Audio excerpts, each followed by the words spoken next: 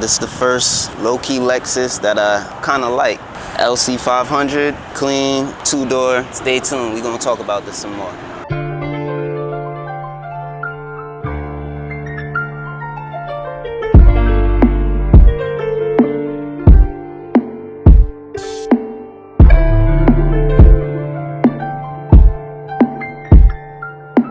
So a competitor market will probably be the Infiniti Q60, Jaguar F-Type, BMW Z4, probably Corvette C8. I ain't really into much of the numbers. I just know that the numbers is, well, it's like 400. It's pretty fast for me. Let's talk about the design. I kind of like it. If it didn't have the Lexus sign on the back,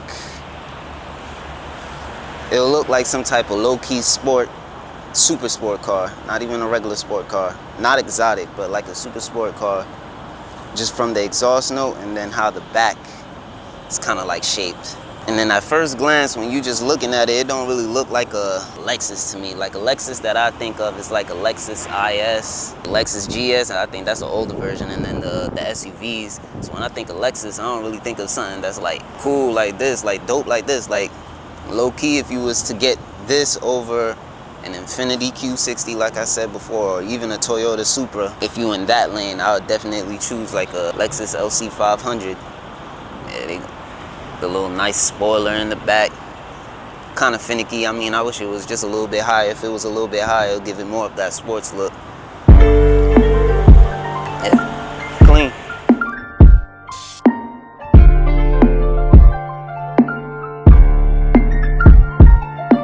To me, if a car goes over 400 horsepower, that's a good car for me.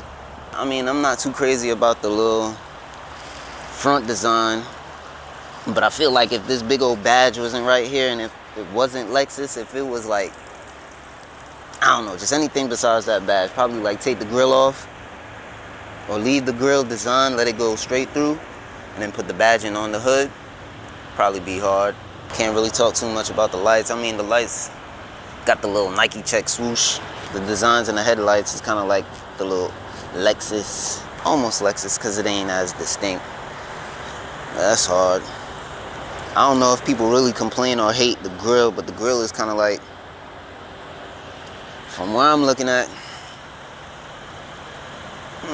the grill is okay with me. The grill is A-okay with me.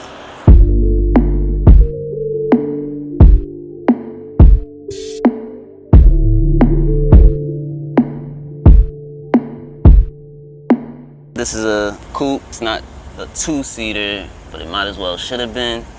I mean, there's room in the back. If you're trying to squish up, I wouldn't suggest to try and pack this car up with, you know, your homies and some females or vice versa. It'll be pretty tight up in here. But, like I said, it's a nice, clean Lexus, and I don't really talk about Lexus too much. Like I said, I'm the BMW Jaguar guy. So before I even really get to the driving aspect of the car, like I said, it's a clean Lexus, a clean low-key Lexus that you wouldn't even think of just in your mind. Like you wouldn't think of a Lexus super sports car for an average car person. Like unless you into cars, you would kind of like know about this car. You'll know about the LFA. You will know about low-key. A sports car, I can't, it's semi-super sport. I don't even know if you could say semi-super sport, so it's either sport or super sport. But like I said, this is just a low-key car that many people wouldn't really think of.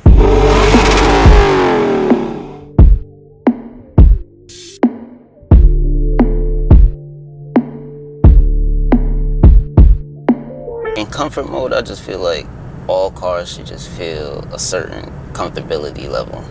I don't know if there's a base standard for comfortness, but it just feels like a coupe that's in comfort mode. All right, so boom. We're on Sports Plus now. Shift down for manual. And now you with the paddle shifters. Standard paddle shifting feel. The inside is, I won't say it's basic, but it's clean. I kind of like the just normal. It ain't as flashy as like how a BMW or a Mercedes would be. Almost kind of in your face with the technology, especially for the year that it is. Basically everything's set. You know where everything is at until you get into the infotainment system. I really hate this. Oh man, I didn't think it was as bad as everyone was talking about, the Lexus entertainment system, but this little touchpad thing is just, it's ridiculous. I don't even understand why they would keep on implementing it in their cars if it's just not a good thing.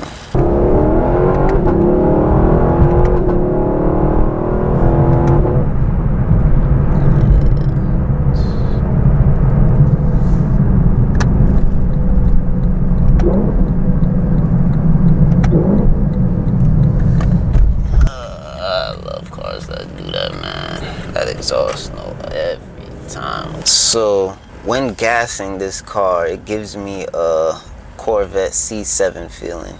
I guess since the engine is in the front, I don't know how that works, but it feels like the car front wheels lift and twist and kind of like you gotta hold on to it, because if you don't, you may just lose control. Like, it's easy to just get away.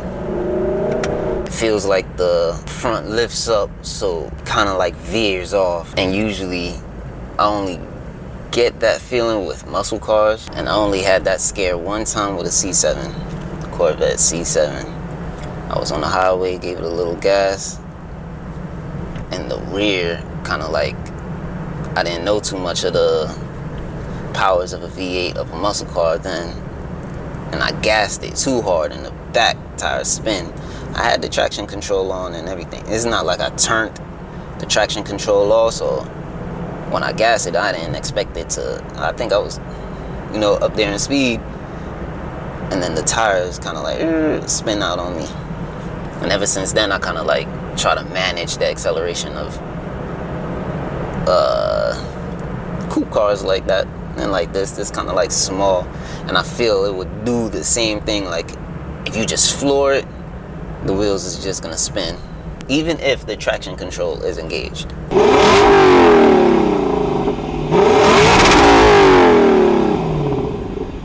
Even though I dislike,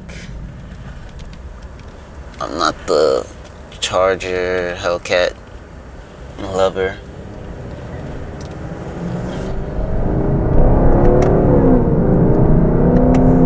I just love them engines, man. Love them.